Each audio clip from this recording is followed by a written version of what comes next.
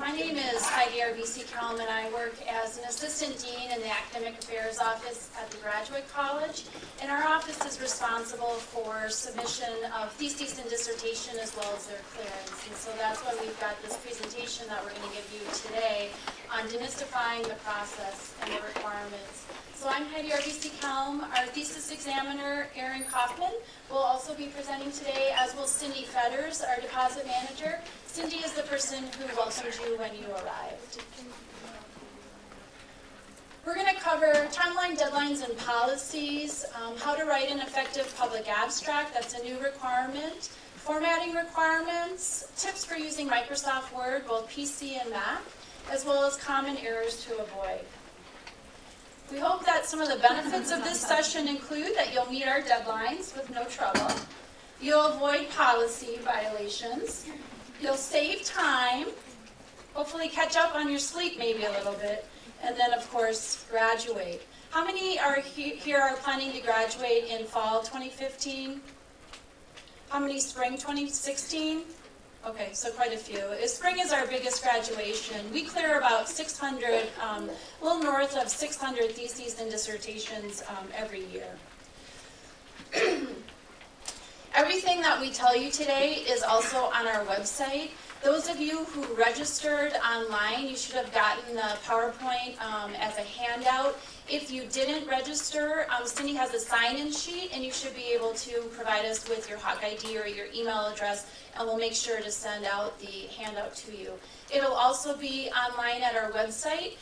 You can find us at grad.uiowa.edu under the current student portal, and then theses and dissertations is the submenu that comes up. Completion steps. The ones that we'll be focusing on today are the blue bubbles there.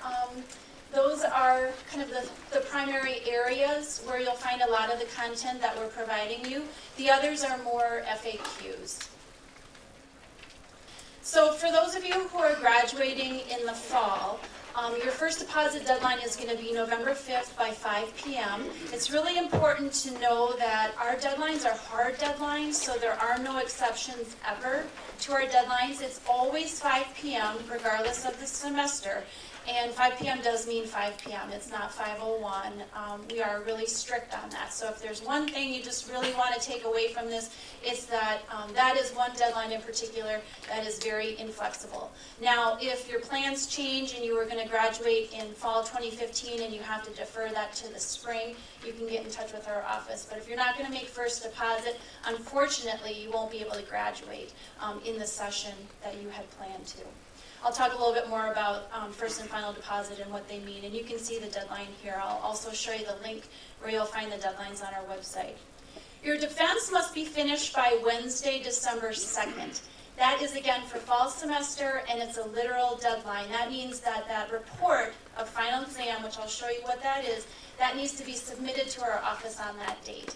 If it were me, December 2nd is cutting it a little close. I would feel anxious about defending on December 2nd, because if something changed, one of your committee members couldn't make it, or it was inclement weather that day and the university was closed, you would not graduate if you could not defend on that day, right? Because that is the deadline that that report needs to be at our office. So if it were me, I would schedule your defense no later than November 30th, but again, December 2nd is the literal date, and I want you to know that, but I also want to caution you about what that means. For your graduation, you have to do two things. You have to apply via ISIS, that's your application for degree, and you also have to register for commencement. Those are two different things. If you're not planning to attend commencement, obviously you don't need to register. And if you are a fall 2015 graduate and you want to walk in May 2016, that's perfectly fine. If you don't want to walk at all, that's your choice. Many doctoral students in particular want to be hooded, and it's a very nice ceremony on both semesters, but it's completely up to you when you participate in commencement. Okay? There's two surveys that you need to complete. One is the doctoral exit survey, and one is the survey of earned doctorates. We send them both to you, and I'll give you a little bit more information later about what those are. And then finally, your thesis and dissertation. It's really important to understand that your thesis must be thesis and dissertation. I use the word thesis here, synonymously for both, must be in final form at first deposit. And again, I'll share with you a little bit about what that means. So we'll see if this link opens. When our first and final deposit, you can always find that on our website under deadlines. And so here you're under current students, deadlines, fall first, and then spring follows. So those of you who are here for spring 2016, we don't have it updated. We'll get it updated this afternoon or by tomorrow. You can also use the academic calendar for the registrar's office. That will have it as well. That link is bad because they changed their website, so we'll have to update that too. Big things we're learning. Let's see if I can get back to the PowerPoint. There we go, good. So what is due at first or final deposit? At first deposit, as I mentioned, your manuscript needs to be in final form. What do we mean by that? We mean that all your analyses need to be done, all of your chapters written, your intro's done, your conclusion is done. Everything about your content of your manuscript is complete, okay? So what happens between first and final deposit is we identify the formatting corrections that you need to make, and you have that period between the two deposits to make those corrections. A question that we always get is, what if I haven't defended before first deposit? I mentioned that first deposit is 11/5 or November 5th, but you can actually defend as late as December 2nd. And so the kinds of corrections that we allow between first and final deposit after your defense, like if your committee requires them, are minor, right? Modest in nature. So that would not be something like having to add a new experiment. It might be something like having to add a new table, having to add another figure, having to kind of rework a paragraph. But if you had to add a chapter or needed to run another experiment and do more analysis, unfortunately your graduation would be deferred until a subsequent semester. Where do I deposit? You can find this on our website as well. You deposit through ProQuest, and UMI ProQuest is linked right here to it. Those of you who might be MFAs in the room, you have the opportunity to deposit one of two ways, either hard copy or electronic. Everybody else is electronic. Every other degree but MFA is electronic, and so you would use ProQuest. The University of Iowa has its own website portal, and we'll talk a little bit about registration for that in just a few moments. Okay. With regard to your defense, we already talked about the latest day. Again, that's the literal latest day. What do you need to have signed at your defense? This is a document in your manuscript. It's called the Certificate of Approval. This is tied to your manuscript. So some faculty will have you bring it to your defense because you and your supervising faculty member have worked closely together. Your dissertation or thesis is in great shape. They don't anticipate any corrections or modification requests coming out of your defense. So they're going to sign off on your manuscript and they're going to say it's in final form. We're happy with the content. They're going to sign this form at that time. Other faculty will request or require changes of you coming out of the defense, and then they won't sign this form. This form is actually due by final deposit, so you don't have to worry about this form for first deposit. It's included in your manuscript. Cindy will talk about that when she talks about preliminary pages, but it's tied to your manuscript. This is the report of final exam, or the form that is tied to your defense. So this is a form that if you've got a grad coordinator in your department, this would be an admin person, staff person typically, or a DGS who provides you with the forms and paperwork that you need for your academic actions. They would make sure that you have this form and that you or your advisor or them, somebody, is bringing it to your defense so that it can be signed off on. This is how we in the graduate college know that you've satisfactorily passed your defense. Your committee members sign off on it, and then that triggers a workflow process in our office. The two surveys I mentioned, one is the Survey of Earned Doctorates, that's a national survey, and the other is the Doctoral Exit Survey, which is at the University of Iowa, so it's experience information. These are just for doctoral students. We hope to extend experience surveys to master's students at some point, but for right now, we survey doctoral students only. Both are really important. The data collected for the survey of earned doctorates has been annually collected since 1957.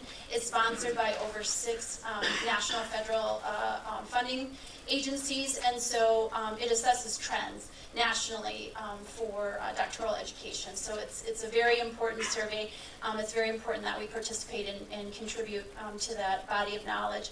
And then we have approximately 5 years worth of data in our doctoral experience survey, and we have actually made changes, real changes to what we require of students for theses and dissertations specifically because of the feedback we got in the exit survey. Our evidence showed us that we needed to make some changes, and so we did to our formatting requirements. And likewise, the career services that hopefully many of you have taken advantage of were also something that came out of the surveys. Students were telling us that they wish they had something like this, and so the grad college then took that evidence and created the services that we currently have. So again, it's really important that you fill those out. Your application for degree is due by October 2nd, and you can see there that you find that in ISIS. Under student records, student life management, and then degree application. You just kind of follow those clicks through. And then you'll register for commencement, again, on our website. It's different than applying for degree. And again, you'll find that on the grad college website under commencement. The deadline for applying for degree is October 2nd, but you could apply now if you wanted to for fall 2015. Fall or spring 2016, probably you can apply later this semester. My guess is it's tied to early registration, might be when you could probably apply. I want to make sure to introduce Cindy Fetters. Cindy is, as I mentioned, our deposit manager. She welcomed you when you came in. She can be a lifeline for you. No question is too small or too big for Cindy. Other students in previous cohorts, graduating cohorts, have described her as gold. And so she really knows this process very, very well. And again, like I said, she's available, she's patient, she's really kind, and so she can answer all of your questions. We know that there's a lot of requirements, and it can be hard to kind of knit them together because some are for your department, some are for us, and Cindy can really help you parse all of that out and figure out who you need to turn what into when and where and how. So, and if she doesn't know the answer, which is unusual, she knows who to direct you to. So I want to make sure that you have her contact information and just know what a valuable resource she can be for you. Finally, I'm going to end my part of our presentation with embargo. Basically, an embargo is if you're preparing books, research articles, patents, you may wish to consider asking the grad college to delay the release of your manuscript. You're going to want to talk that over with your thesis supervisor. We do have some templates online that your thesis super could follow as a request letter. That's what we require. So if you think that you may want to delay the release of your thesis or dissertation for any reason, the reasons I've mentioned or something else, you can speak with your thesis advisor about it and then have him or her fill out one of the letters, send it to us, and we'll consider your request. You also select delayed release when you're registering on ProQuest at first deposit. I think just the last thing I'll say about that really quickly is don't leave that registration for ProQuest until the last minute. There are choices that you have to make like this, where you have to decide on things like open access and whether or not you want an embargo, kind of other things that you're going to have to fill in. It can take about 30 minutes to register on ProQuest, and so if you start that process at 10 to 5 on the day of the deadline, you're not going to make it. And like I said, that's a hard deadline. And Cindy invariably every semester is talking with a student on the phone at like 3 minutes to 5, and they're just sweating bullets because they're afraid they're not going to make it. So you can register today for ProQuest. There's nothing that stops you from doing it early. We've got a tutorial on our website that'll walk you through the steps and give you some information about how to answer those questions. And with that, I'm going to turn it over to Erin. My name is Erin Kaufman. I'm the thesis examiner here at the university. I'm the person who gets to clear those 600 dissertations that come through our office in the spring, so wish me luck. So the first thing that I want to talk about today are our abstract requirements. So we have a scholarly abstract requirement, but we also have a relatively new requirement, which is a public abstract. Right, so here you can see an outline of the abstract requirements.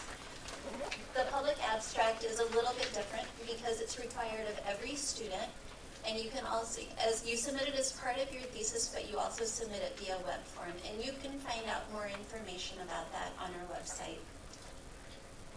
So these are some questions that come from a quote from the National Science Foundation about writing public abstracts.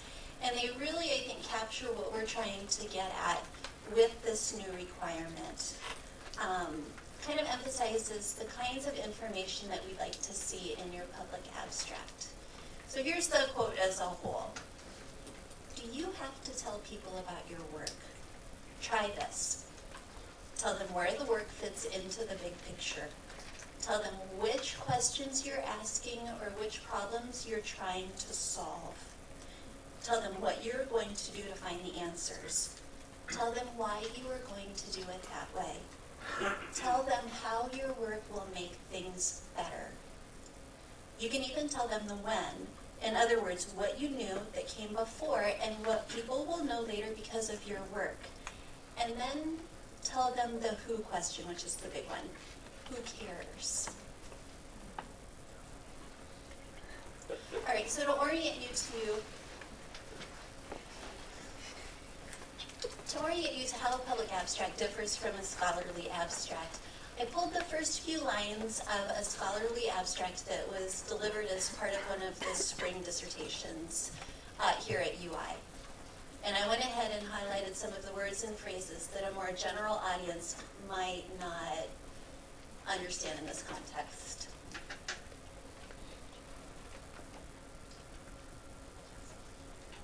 Right, so you see there's some technical language there. You see there's some verbs that are used in different ways. So this is the scholarly abstract. I want to go ahead and contrast this with the public abstract that was submitted as part of the same dissertation. So you can see right away there are differences in the tone and in the language of how the author is communicating their message.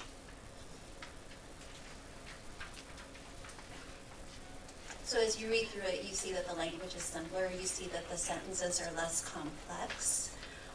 You see that the information provided is much more accessible to a general audience. Okay, so now that we have talked or kind of oriented ourselves to the public abstract, let's talk about benefits. Why should you be interested in writing a public abstract? Here's a pretty obvious one. Grants. There are a lot of grant opportunities out in the world that require that the proposal, or at least part of the proposal, be written in more general terms to communicate with a more general audience. The biggest example, I think, comes from the NIH, which requires a project narrative that requires the grant seeker really to explain in general terms to the reader the purpose and the value of the research. This isn't just in the hard sciences, though. So the National Endowment for the Humanities, for example, just came out with Humanities in the Public Square. And this is a program that aims to demonstrate the role of the humanities in civic life. Part of this grant proposal requires that you write about significant humanities questions in a way that appeals to a general audience, from high school kids to adult. So you can see that there are opportunities out there that are really tied to being able to communicate your research to a much broader audience. You can also think of the public abstract as a step toward public engagement. And this is just a couple of groups out there that are interested in fostering public engagement. The one in particular, Public Humanities in a Digital World, is an interesting initiative that actually comes out of the University of Iowa here. And it talks about the impact of academic work on civic life and society. So it uses digital technologies to disseminate scholarly work, but it also works with communities on putting into place projects that have an artistic value or some sort of social value. So you can see public engagement increasingly is becoming a piece of your work. We'll see if you can figure out this next one. Okay. So sometimes when you work on an academic project, it feels like you're standing at the bottom of a silo looking up, right? right? Academic disciplines often function as silos where certain groups of scholars all speak the same language and they work on the same projects together. Writing a public abstract is a nice exercise because it can help make those silos a little more transparent, right? So there might be scholars in other fields who are working on the same sorts of projects that you are, trying to answer the same kinds of questions, but traditionally you don't talk to each other, right? So the public abstract, because you're using general language to speak to a general audience, really kind of helps to break that down and maybe even foster some interdisciplinary partnerships.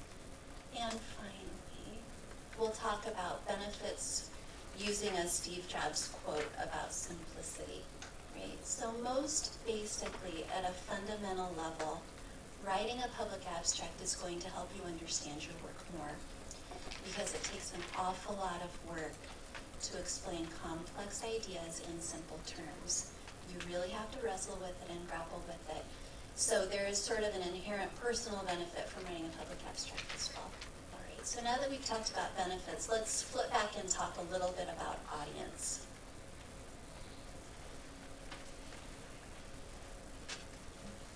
Okay, so your audience could be one or all of the groups that you see here, right? So it could be grant funders, health organizations, your friends and family, really anybody who might take an interest in your work. So the question is, what do all of these groups have in common? Well, one thing that they have in common is that they may not understand the language of your discipline, right? So all of the words and terms that you use with your colleagues and with faculty members to explain what you're doing. Another piece that these audience members may have in common is they may not be used to reading academic work, right? So I think we probably all know that academic language tends to be a little more complex and a little bit more complicated than other forms of written communication. So those are a couple of things to keep in mind. As you're working on your public abstract, it's important to talk about jargon and to take jargon out of your public abstract. So what are we talking about when we say jargon? Well, in a negative sense, jargon is sort of that complicated, fatty language that you see in probably not great academic writing that makes no sense. That kind of jargon should never be part of your academic writing. Now, jargon in a good sense is just shorthand, right? So it's just that quick language that you use to talk to other specialists in your field. And jargon in that way is fine. I mean, that's just sort of the shorthand. It's the language of your discipline. But you have to remember that the audience for your public abstract is much different than the audience that you'll have for the rest of your thesis. So try to eliminate jargon as much as possible. Okay, so we've talked about jargon, and now we should talk about clear writing. It's important to write in a way that's clear and accessible to your reader. So here are just some simple reminders that you all know, but it's good to think about anyway. So as you write, use active verbs. It's a lot easier for the reader to follow. Keep your sentence structure concise, not too complicated. Again, this is not academic writing. This is writing that communicates to a more general audience. Keep your writing precise. So if you read sentences and there are words in your sentences that don't help to communicate your meaning, get rid of them. And really keep your thoughts organized. So try to move from idea to idea in a way that makes sense or in a way that you think will make sense to the reader. This will help immensely as you work to structure the public abstract. If you have to use terms, acronyms, or abbreviations, make sure that you explain them. I read an absolutely pristine public abstract this summer as part of the summer deposit, but there was language in there, and there were some acronyms that had no explanation, and I thought, you were so close. You were so, and I was rooting for you. So if you do use jargon, if you do use abbreviations, just make sure you explain them to the reader. And finally, make sure that you're writing for the reader, right? I think so much of the thesis is you writing your thoughts down, you writing your results down. But especially in this case, make sure that you keep that reader in mind and write in a way that they're going to understand. So just a few final suggestions for as you're working on your public abstract. Give yourself 25 words and not one word more. to describe what your project is. See if you can do it and let that serve as the start for your public abstract. Ask a friend, somebody who is not an academic or in your program, to review your work. And have them get a red pen, circle words they don't understand, highlight complicated sentences, to really kind of help get a more generalist perspective to your work. This is just kind of a fun site to use. This is 1,000 most used words, and it's really an eye-opener in terms of using common language. Right, so this is a website that only allows you to use the 1,000 most common words in the English language, which I assume a lot of you are using words that are not part of this body. And finally, run your text through a readability formula. I don't know if any of you have used readability tools. Let me scroll down. This is a description of some of these. What you can do is you can run your text through a readability tool or a calculator, and it'll tell you the reading level at which you're writing. So just really quickly, the initiative of the public abstract sort of grew out of the desire on the part of a public institution like the University of Iowa to share the research that's happening here with the state. And so you think about state level constituents, both legislators, but then obviously anyone else who's in outstate regions and other regions. Obviously, some of the access to education, specifically higher education, is not necessarily equal. And so what these public abstracts they're on our website now, they'll eventually end up at the UI library. And then again, the idea is that it'll be an access portal for members of the state and nation and world, of course, because the library is accessed globally, but to be able to understand and get a sense for the research and what's happening here. Okay, final thing. As you write your public abstracts, keep these 3 questions in mind. Is it clear? So is the language straightforward? Have I gotten rid of as much jargon as possible? Did I order the information in a way that the reader can understand the transition from idea to idea? Is it concise? So the public abstract should be about 250 words. Do I present the most essential information in that public abstract? Do I make sure that I'm not getting caught up in details that might be really interesting to me, but might get in the way of me communicating my larger message? And finally, is it compelling? So going back to that first question, the who question, who cares? Have I written the public abstract in a way that's compelling, that really communicates to the person reading it why my work is important and the value that it holds? But I just wanted to share sort of our general approach to how we've structured our formatting requirements. Right? And I think this quote, stolen, sums it up pretty well. Right? So we want to make things as simple as possible, but not making them too simple. In this context, that means we want to make the formatting requirements for you simple enough that they are not a burden in your life. Right? So when you're thinking about your content, you're not worried about justified margins and things like that. We want to make sure that the formatting requirements are doable. But on the other hand, we don't want to make them so simple that we inadvertently lead you into making errors that are going to result in a less than professional looking document, right? So if we don't give you any guidance at all, you might make errors that, looking back on your thesis, you'll think to yourself, geez, I wish somebody would have caught that. Right? So we're trying to get that balance between not burdensome versus still giving you direction.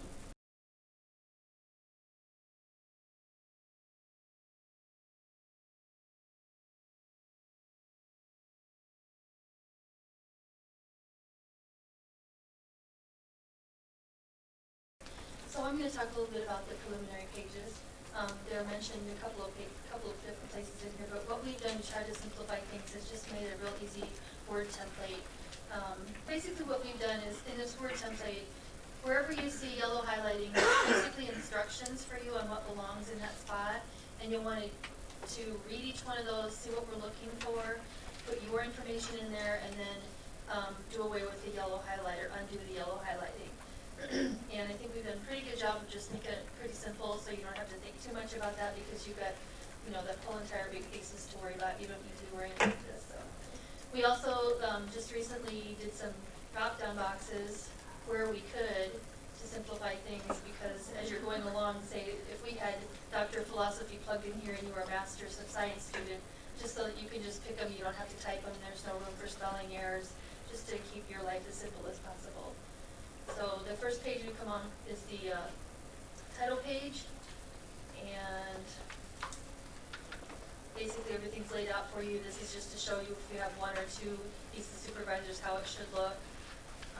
The next page is optional, and again, any page of, all of the preliminary pages are here, they're all in the right order and they're all formatted correctly, but you'll also see at the bottom of each one, if it's optional, it's highlighted in yellow, that it is optional, you don't have to use it. We would appreciate if you're going to use it that you have it in there at first deposit. Any of the wording that you use can be changed between first and final deposits, and if you're coming, the copyright's pretty straightforward. The certificate of approval is pretty straightforward. Some of these other ones, you might not have your language quite right at first deposit, but give it a shot, put something in there just so we, if we've done something crazy or your conversion to PDF makes it jump and do something weird, we can catch that and give that fit to you as a correction for final. We're not just seeing your new preliminary page for the first time at final deposit. So the certificate of approval, I think Heidi talked about a little bit earlier. It's one of the pages that after you get it finished, you'll need to present to your committee for their signatures. And it's not due to us until your final deposit. You can turn it in at any time after you get it signed if you don't want to misplace it or whatever. I'll try not to misplace it for you. So that's due with your final deposit. You don't need those signatures for first. Most of you, if you're not an MFA student, you're required to put your thesis online through the ETD portal.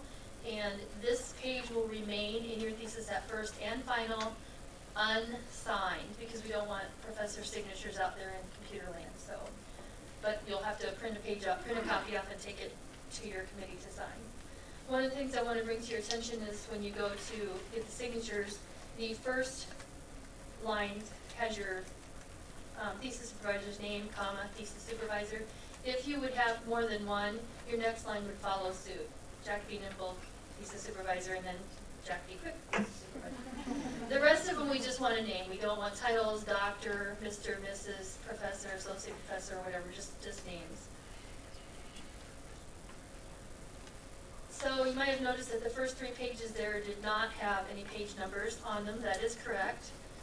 The first page in your preliminary pages that will be numbered will be whatever follows the certificate. And I say it that way because the next couple pages are all optional. So whatever you pick to be as your next page. Yes? Is there a date anywhere? Yep. This is just to certify that this one tells you it's your PhD thesis or your master's has been approved. Here's the date on this page. So this would be your fall, spring, summer, fall, and we'll just keep changing those as you need them. Yep, there's a date there, and there's a date. There was also a date, I'm sorry. Your copyright date is just whatever year it is, and then on your title page, this one here is the date of your graduation. So again, fall, spring, summer, and fall.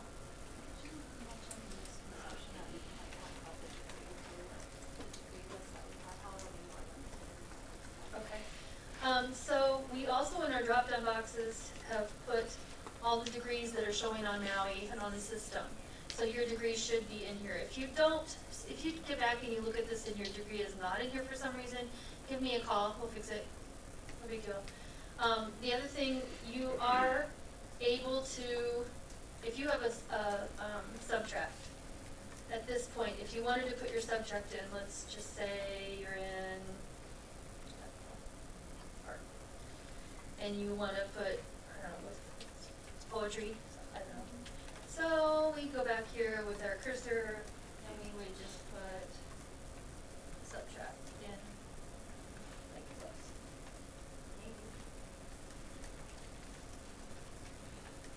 Or poetry, I meant to write poetry, but you can add your start. put your subtract in, feel free. There's so many of them that we just can't provide a drop-down box. And if you're gonna do that, that subtract should match what it says on the system for you. So there's our copyright, our certificate. Now, the first page following the certificate is the first page that gets numbered. In this case, in the template here, it's the dedication page. And if you read that, it says prior to your first thesis deposit, delete this text, type your own page here. Dedication here, the entire dedication should be single-spaced and centered vertically and horizontally. So what we've done is not only give you the instructions, but lay them out where they should be on the page. So you would just highlight this, type in your own, remove the highlighting. The very first page there that will have a number is Roman numeral 2, and I have these all set up for you so you shouldn't have to think about it. So that's the first page is Roman numeral 2. If you would delete that page, that 2 would automatically come down and appear, etc. The next page is your epigraph. We've got it line set up like it should be. If you get somewhere and something's too wide, you can, if it messes up, you can always go back up and, this is read only, but when you have it on Word, you can mess with the margins and make sure stuff is centered. Acknowledgements, that page is also optional. That one's asking that it be double spaced. The one thing I didn't put on here is that if your acknowledgements happens to be more than one page, that's perfectly fine. Just let it keep running. Don't put an acknowledgements page 2 or anything at the top. Just let it keep going. This is your first abstract you come to is going to be your scientific and scholarly abstract. And this one is required for everyone except the DMA and MFA students, for obvious reasons.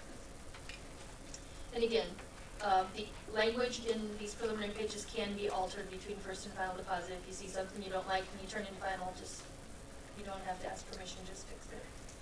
The public abstract follows it in the preliminary pages, follows the scientific abstract. There's all the instructions, most of the stuff that Erin talked about trying to explain to you what it is. The other place that this public abstract goes is out on the web forum. And the reason I have it in here to put it at final deposit is because the way this is set up, if you put in your public abstract on this web form, you can't get to it to change it. And then you have to email me and say, hey, I want to change this language, can you swap it out for me? I'm happy to do that, but if you wait till final deposit till you have it like you want it, then you only have to do it once. I won't spend any more time on that because Erin went through that pretty thoroughly there. The next item is your table of contents. The only thing that goes in the table of contents is what follows it.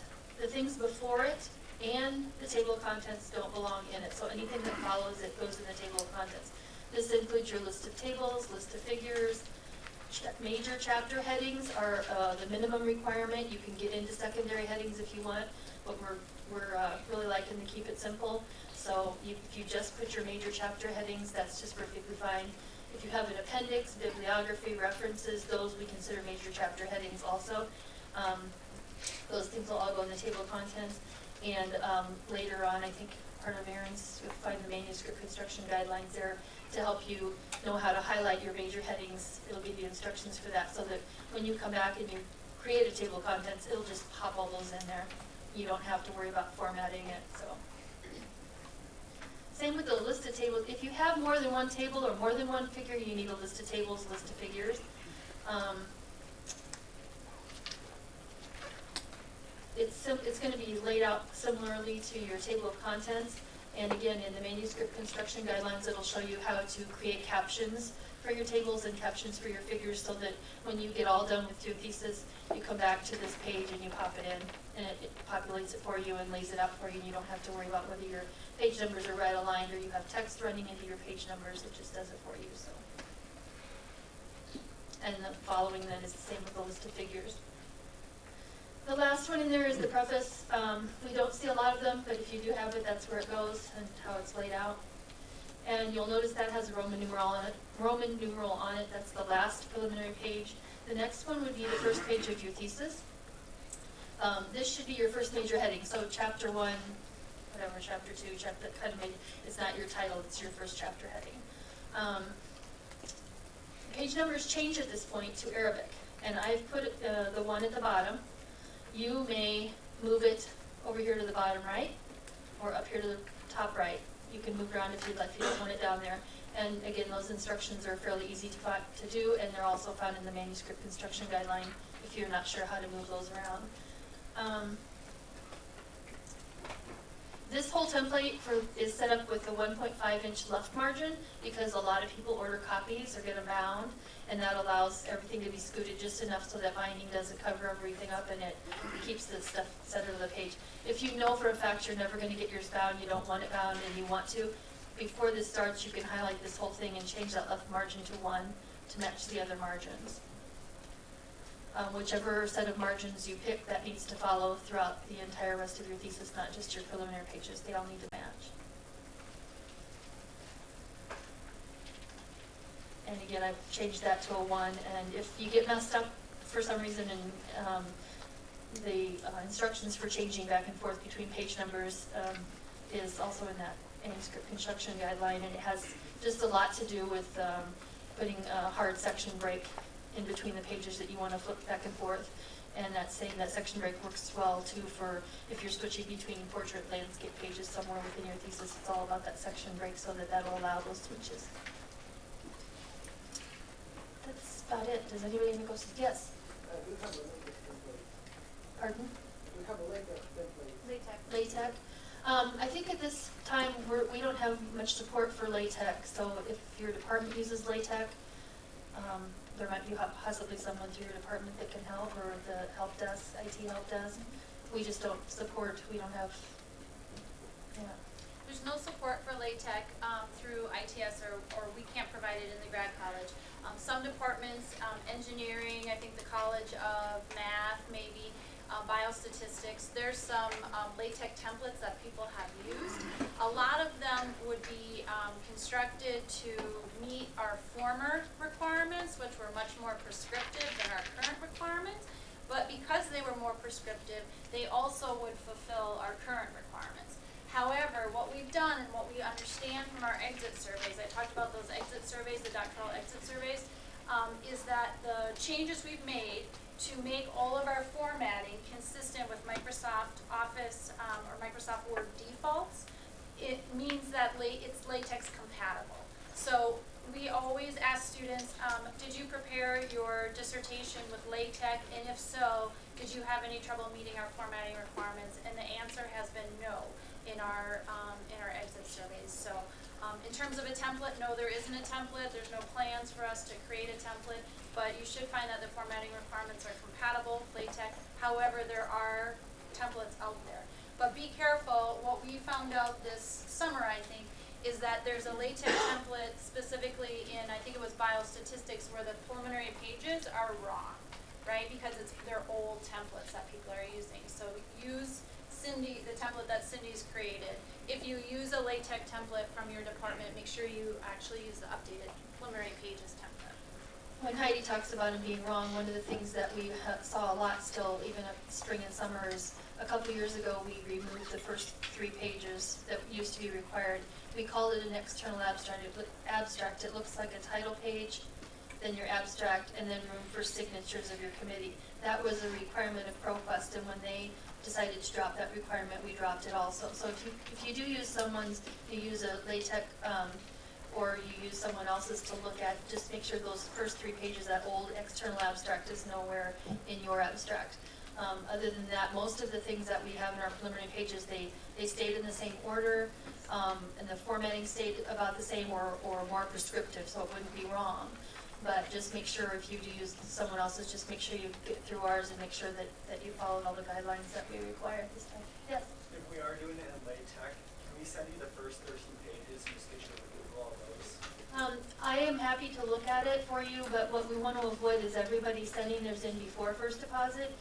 If you have serious questions about something, that'd be okay, but first deposit is basically to do that first check for you, and I can't have, of course, just one person, and there's a lot of you. So I don't have the time to look through everybody's before first deposit. But definitely if you have questions about, I don't understand what this means, or is this right, or can I use this or this, get in touch with me. Yep. Yes? On the public abstract page, it's that you don't submit that until the final deposit? It needs to be in here at first and final. Okay. It needs to be in the thesis. But don't put it on the website website until final. And if you do, and if you decide you change it, oh shoot, I forgot, you know, and I need some changes made, just email me the final one and say, hey, I already loaded this, I need to change it, and I can just go in pretty quickly. We just want to avoid everybody doing that because it's kind of time consuming. You So know. we do include it in this step. Right. Yeah. What kind of photo formatting do MFA assistants use on, or where can we find that information? Photo formatting? Yeah, including photos in the MFA. Okay, as long as whatever you do converts into a PDF and stays where you want it to be, however you construct your thesis, as long as when you convert to a PDF, you can keep it in the formatting that we are asking for, whatever you're doing, it works for you. Within the main body of the text or. Right, it just needs to convert to a PDF and stay in the guidelines. Okay. Anyone else? Yes? Can the font of the preliminary pages be different than the body? We would like them to match. Yeah. We are in Times New Roman 12. Most of your text should be in 12. Your headings can be in 12. 8 is the very smallest we'll take, but it's really hard to see. And we have had them come in where the major headings are in 14, but again, it's I think one of the things we haven't mentioned yet very much is that the whole overall thing we're looking for is to make it consistent and make it professional in appearance. So if your headings are just really huge, it's not real professional looking, but so try to stay around 12. Yes? Can you clarify the part about the margins, like this? Okay, in the template that we have showing for you, we have 1 inch top, 1 inch bottom, 1 inch right. And we've gone 1.5 inch left, assuming that most people are going to get a copy or get it bound. That way after the binding, after it's bound, it's still centered on the page because it takes up a little of that left side when you bind it.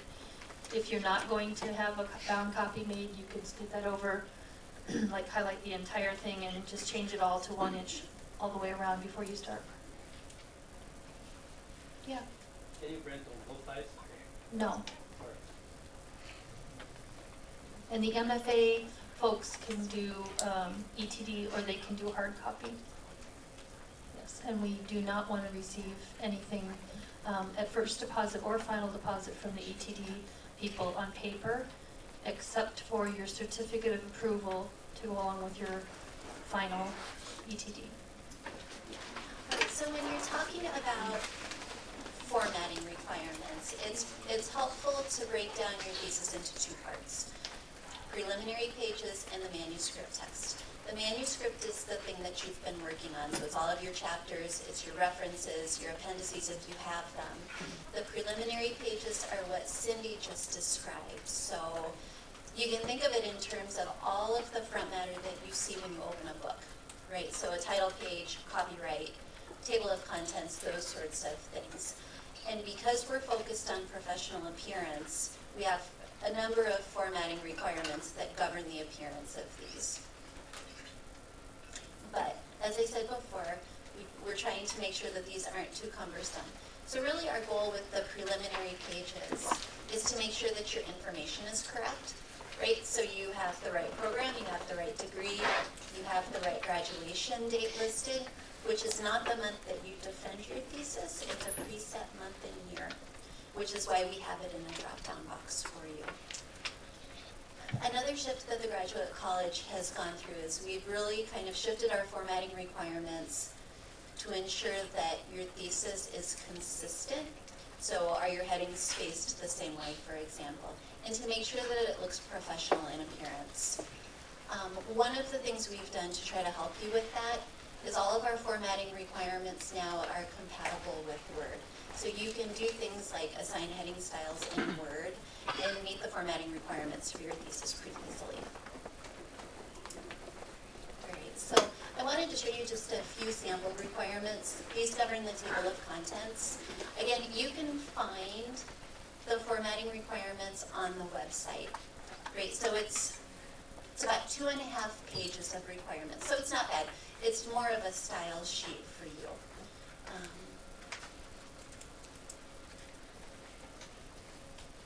Right, so you can see that the requirements are pretty straightforward, focused on professional appearance, right? So do your entries not overlap with your page numbers?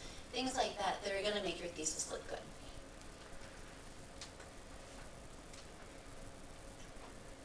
Okay, so part of our formatting requirements govern those preliminary pages, but then we also have requirements that have to do with the manuscript of your text. And these requirements have to do with things like font, margins, a lot of the things that came up in the questions that you had right before the break.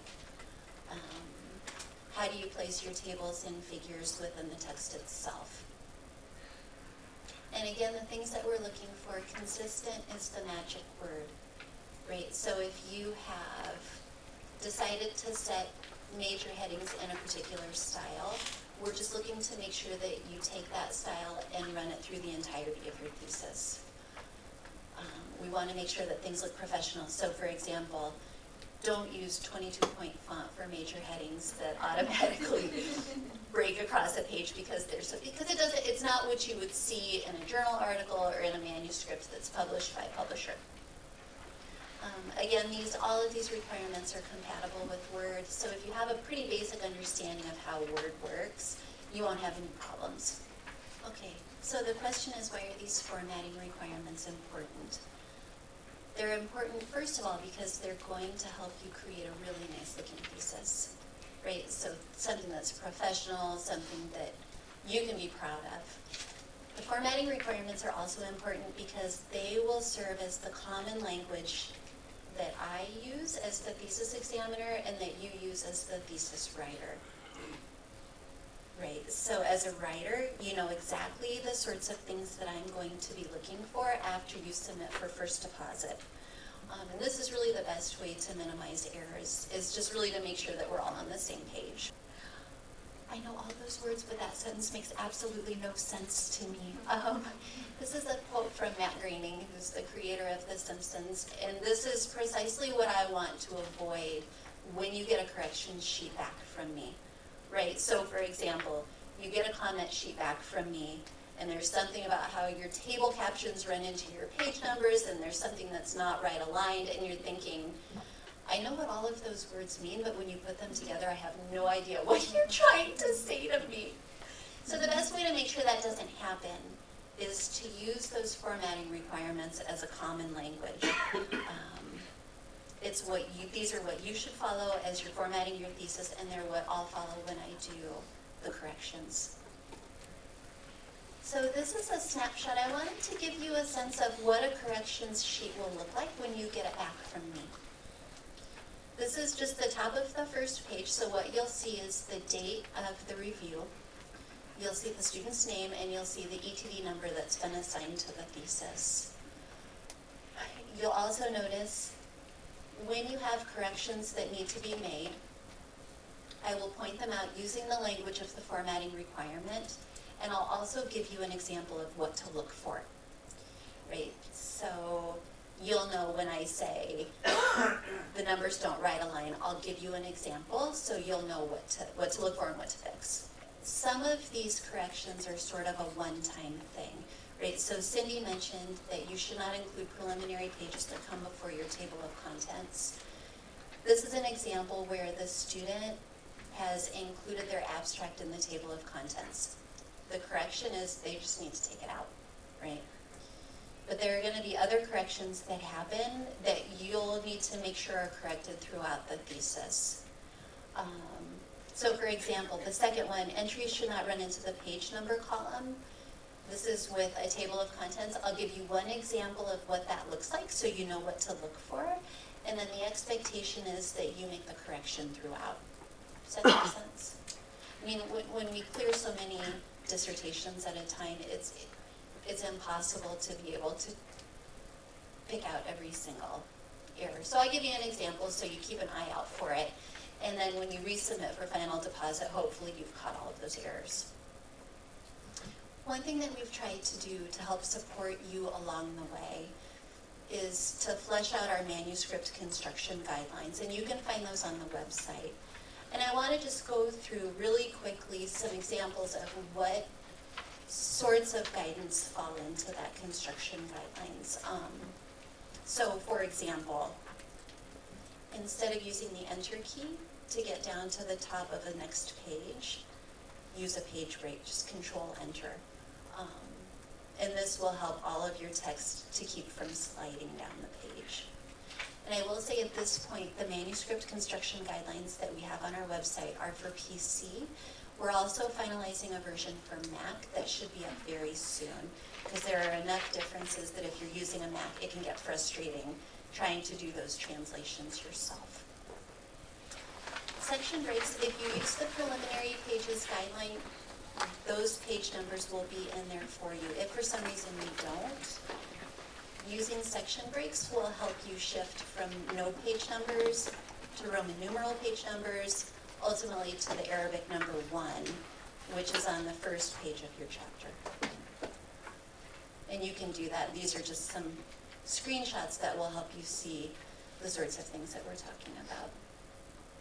Right, so you can break your manuscript into different sections. Break the link to previous so that Word knows that you do not want to continue the page numbering convention that you've introduced. And then you'll be fine. And these are all laid out very stepwise. These are the sorts of things that we'll be looking for when we review your thesis for clearance. So we kind of thought we would put together some support materials for you.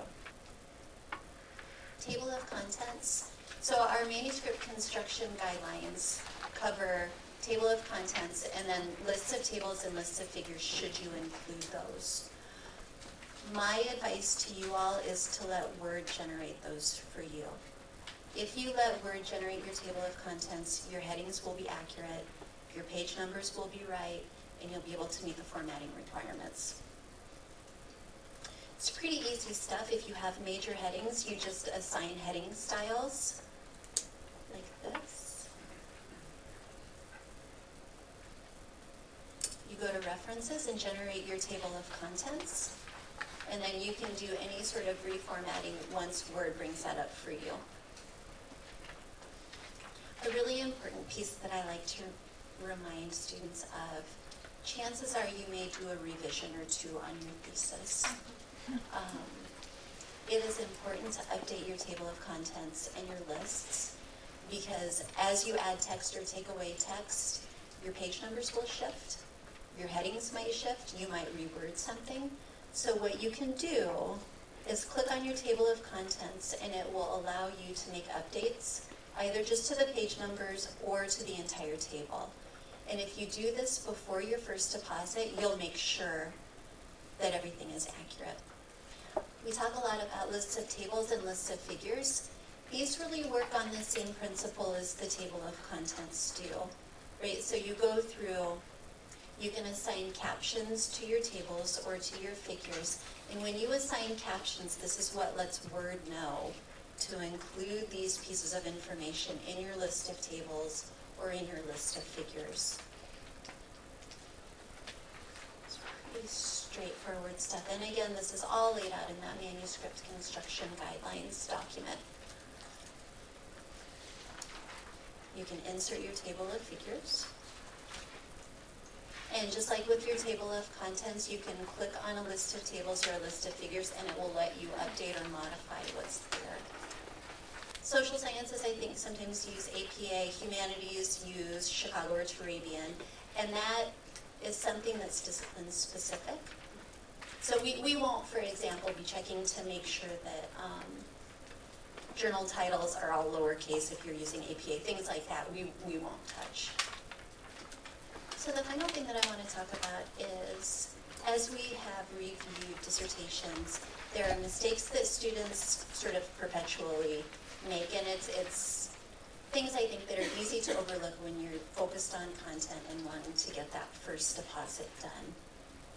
So what we've done in our manuscript guidelines document is we have pointed out 6 common errors that we've seen students make, and we've given tips for how to spot these mistakes and how to fix them.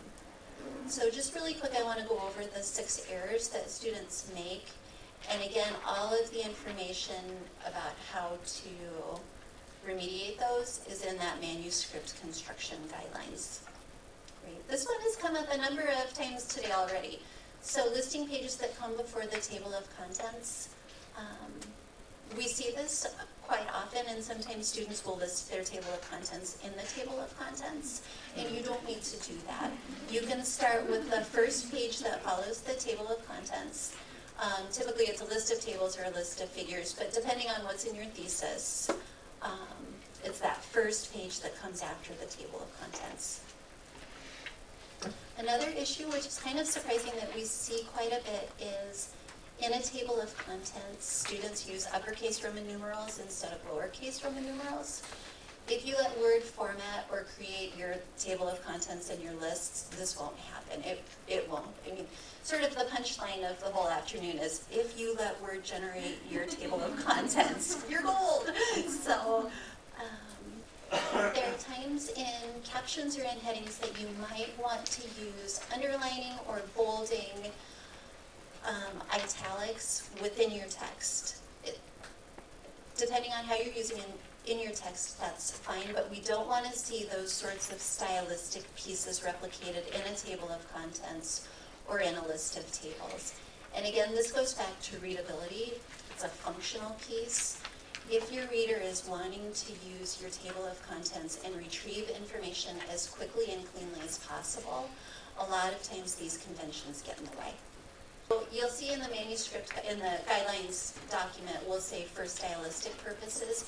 There are instances, I think particularly in the hard sciences and in math, where italics or underlining is used for a scholarly purpose, and that's completely fine. It's just when you start saying, I think it'd be cool if my major headings were all bolded. Make sure that all of your entries are consistently spaced. Again, if you let Word do the work for you, this will happen. Make sure that your entries don't run into the page number column. If you do a table of contents manually, you just need to use the space bar to knock those interfering words down to the next line. And again, this is a functional issue. This has to do with what's going to make it easiest for your reader to approach the information that you have there. And finally, we do check to make sure that your page numbers line up. I think if you open any book, this is a convention that you'll see. If you decide to do a table of contents or a list of tables or figures manually, you can set tabs in a way that will automatically line up your page numbers, and all of that information is on the website. So really what we've tried to do is make our formatting requirements doable, make them be the language of both the construction and the review, so we're always on the same page. My goal is that there are no surprises for any of you. So when you get something back from me after first deposit, you're going to know exactly what I'm looking for and exactly what all of the language means. One step that we did toward achieving that goal is to make sure that all of the requirements are compatible with pretty easy Word tools. If you don't know those sort of Word basics, you can learn them pretty quickly just by looking at the documents that are on our website. I think another thing that eventually we're going to do is put up some training videos that we found on lynda.com. So if you do have questions and want a more thorough discussion of lists of tables, you'll be able to access those resources. There are some awesome resources on YouTube. All of this stuff is out here.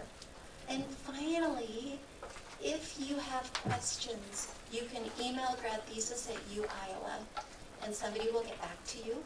You can also make an appointment to bring your thesis in if you have specific questions that you think are best answered in a one-on-one type environment. You can make an appointment and come sit down and talk with me, or Cindy might help.